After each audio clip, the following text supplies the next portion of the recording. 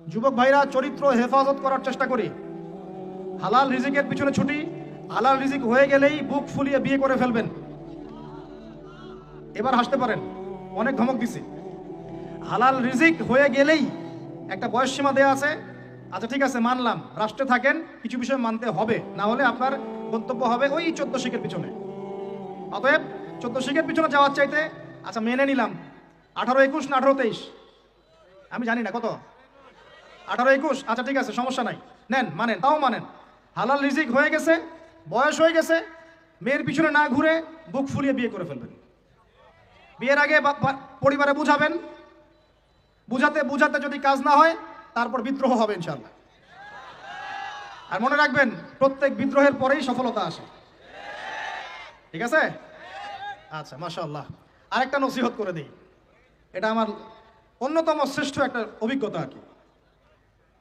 সবসময় বোরখা দেখে পাগল হয়ে যাবেন না, কারণ সব বোরখার পিছনেই দিনদার মেয়ে থাকবে জরুরি না। দিনদার মেয়ে পাবেন কোথায় তাহলে? প্রত্যেক মাদ্রাসার মেয়ে দিনদার হবে নট নেসেসারি। জেনারেল শিক্ষায় শিক্ষিত মেয়েও দিনদার হতে পারে, সেও দিনদার হতে পারে, বুঝ থাকতে পারে। এটা সম্পূর্ণ ভাই ভাগ্যের ব্যাপার। কিসের ব্যাপার? এটা, এর উপর আমার আর কিছু বলার নাই। এটা সম্পূর্ণ ভাগ্যের ব্যাপার। আপনি হাজার বার পরখ করে দেখে শুনে করার পরেও পস্তাতে পারেন, এটা হতে পারে, আল্লাহ না করুক। এটা কিসের ব্যাপার? অতএব তাকদীর যে লিখেছেন তার সাথে যোগাযোগ করেন ইনশাআল্লাহ। কিভাবে? ইস্তেখারার মাধ্যমে, কিভাবে নফল নামাজের মাধ্যমে, কিভাবে সেজদায়, কিভাবে হাত তুলে তাহাজ্জুদে দোয়া করবেন, রব্বানা হাব লানা মিন আজওয়াজিনা ওয়া যুররিয়াতিনা কুররাতা আয়ুন ওয়াজআলনা লিল মুত্তাকিনা ইমামা। এই দোয়া চলবে। অতএব এই ডিসিশনটাতে ভুল করা যাবে না। একবার যদি এই ডিসিশনে ভুল করেন, সারা জীবন পস্তাতে হবে। আমরা কি মুসলিম পরিবারে জন্ম নেওয়ার মর্মটা বুঝতে পারছি ভাই? আচ্ছা, আরেকটা কথা বলি, দেখেন, এই কথাটা একটু ভালো করে শোনেন, তারপরে আমি পরের অংশে আসছি। এখানে আমার কিছু বলার আছে, তারপরে আমি শেষ করে দেবো ইনশাআল্লাহ। সময় আছে তো? আচ্ছা, শোনেন। চাচা আবু তলেবের নাম শুনেছেন? কে ছিলেন?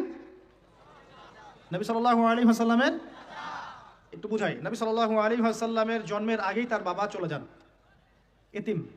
এতিম মুহাম্মদ সাল্লাল্লাহু আলাইহি ওয়াসাল্লাম। তার মা আমিনা 6 বছর বয়সে ইন্তেকাল করেন।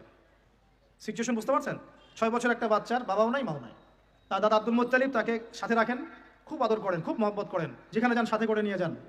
তিনি নেতা মানুষ, তার পাশের চেয়ারে তাকে বসতে দেন, বলেন আমার এই নাতি একদিন সাইয়্যেদ হবে, নেতা হবে, এই কথা বলেন। তিনি ইন্তেকাল করলেন 8 বছর বয়সে। তারপরে দায়িত্ব পেলেন চাচা আবু তলেব।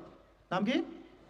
এই 8 বছর বয়স থেকে নিয়ে নবী সাল্লাল্লাহু আলাইহি ওয়াসাল্লাম নবী হয়েছেন 40 বছর বয়সে, আর মক্কায় ছিলেন 13 বছর, প্রায় 53 বছর। প্রায় 53 বছর পর্যন্ত, 8 থেকে 53 বছর পর্যন্ত, এই যে লম্বা সময় চাচা আবু তলেব নবী সাল্লাল্লাহু আলাইহি ওয়াসাল্লামকে পাহাড়ের মতো প্রোটেক্ট করেছেন, পাহাড়ের মতো। পাহাড়ের পিছনে আপনি দাঁড়ালে কি বাতাস লাগবে? এভাবে তিনি প্রোটেক্ট করেছেন নবী সাল্লাল্লাহু আলাইহি ওয়াসাল্লামকে। তার সন্তানদেরকে যা খাওয়াতেন তার চেয়ে ভালোটা নবীকে খাওয়াতেন সাল্লাল্লাহু আলাইহি ওয়াসাল্লাম। স্পেশাল রান্না তৈরি করে তাকে ডেকে নিয়ে বসতেন, কারণ এতিম ছেলে, মনে কষ্ট আছে, হয়তোবা সবার সামনে বলতে পারে না, ব্যাপারটা বুঝেন না? তিনি এইভাবে ট্রিট করতেন। এমনকি নবী হওয়ার পরে আল্লাহ নবী সাল্লাল্লাহু আলাইহি ওয়াসাল্লামের বিরুদ্ধে পুরা সমাজ চলে গেল। কেউ গালি দেয়, কেউ বলে সাহের, কেউ বলে কাযযাব, কেউ বলে ফারিকুল জামা। মানুষ গালিগালাজ শুরু করলো, নিন্দা গীবত তহমত শুরু করলো, অর্থনৈতিক বয়কট শুরু করলো, সামাজিকভাবে বয়কট করা শুরু করলো। এমন কোনো অত্যাচার নাই যা নবী সাল্লাল্লাহু আলাইহি ওয়াসাল্লামকে করা হয় নাই। বুঝতে পারছেন কথা? এইরকম একটা সিচুয়েশনেও চাচা আবু তলেব তিনি বলছেন, তারা তোমার দিকে আসতে পারবে না দলে দলে যতদিন আমি আবু তলেব দাফন হচ্ছি না মাটির তলে। কথা বুঝতে পারছেন? তারা তোমার দিকে আসতে পারবে না দলে দলে যতদিন আমি আবু তলেব দাফন হচ্ছি না মাটির তলে। এইরকম মানুষ চাচা আবু তলেব। মানে আমরা যারা এখানে উপস্থিত আছি, বাংলাদেশে 16 কোটি মুসলমান, সারা বিশ্বের যে এত কোটি মুসলমান, তার মধ্যে বেশিরভাগ মানুষ, এই বেশিরভাগ মানুষকে যদি আপনি এক পাল্লায় রাখেন, চাচা আবু তলেবের অবদানটাকে আরেক পাল্লায় রাখেন, ওই পাল্লা ভারী হবে ইনশাআল্লাহ। কিন্তু শেষ পর্যন্ত চাচা আবু তলেব কালিমা লা ইলাহা ইল্লাল্লাহ পড়তে পারলেন না। কথা কি বুঝতে পারতেছেন ভাই? নবী সাল্লাল্লাহু আলাইহি ওয়াসাল্লাম বারবার বলতেছেন, চাচা খালি একটাবার কালিমা পড়েন, আমি আল্লাহর কাছে আপনার জন্য সুপারিশ করব, আমি আপনাকে জান্নাতে নিয়ে যাব, চাচা খালি একটাবার সাক্ষ্য দেন, শাহাদা দেন। হলো না।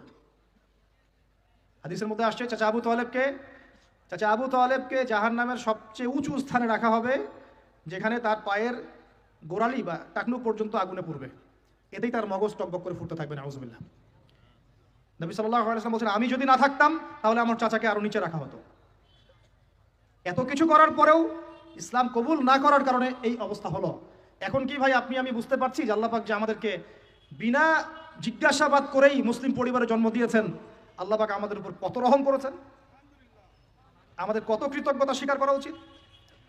বিশ্বাস করেন, আমাদের যে সকালবেলা টয়লেট হয় না, ওয়াশরুমে যান টয়লেট করেন, আলী ইবনে আবি তালেব রাদিয়াল্লাহু আনহু এরকম বাথরুম থেকে বের হয়ে পেটে হাত দিয়ে বলতেন, মানুষ যদি জানতো এই যে শুধু ক্লিয়ার করে টয়লেট হওয়াটা কত বড় নেয়ামত আল্লাহ পাকের, তাহলেও সারা জীবন সেজদায় পড়ে থাকতো।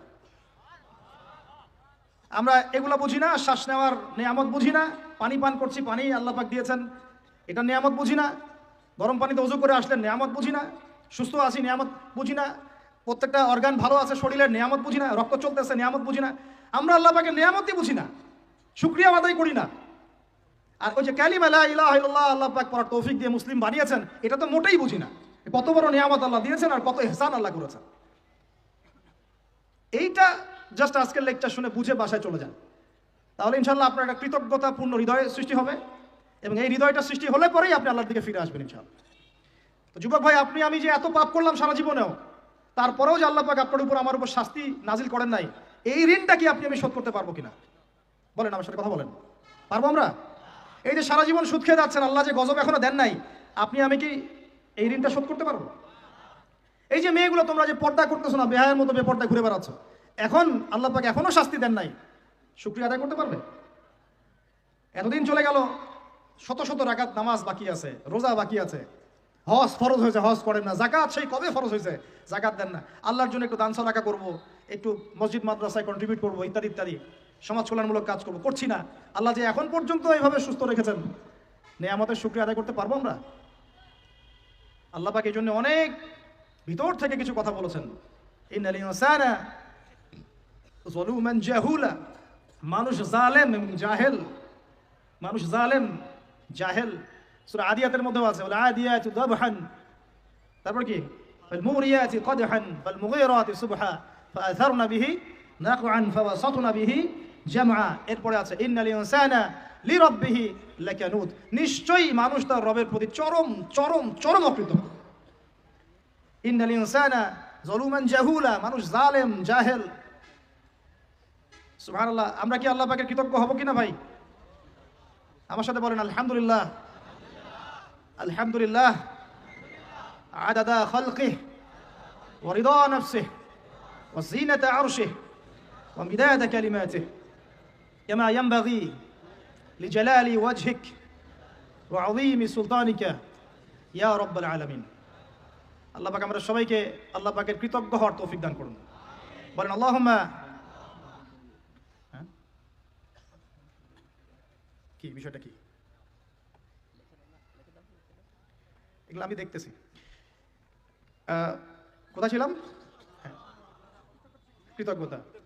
আল্লাহ পাক বলেছেন লা ইন শাকারতুম লা আযীদান্নাকুম, কৃতজ্ঞ হও, নিয়ামত বাড়িয়ে দিব ইনশাআল্লাহ।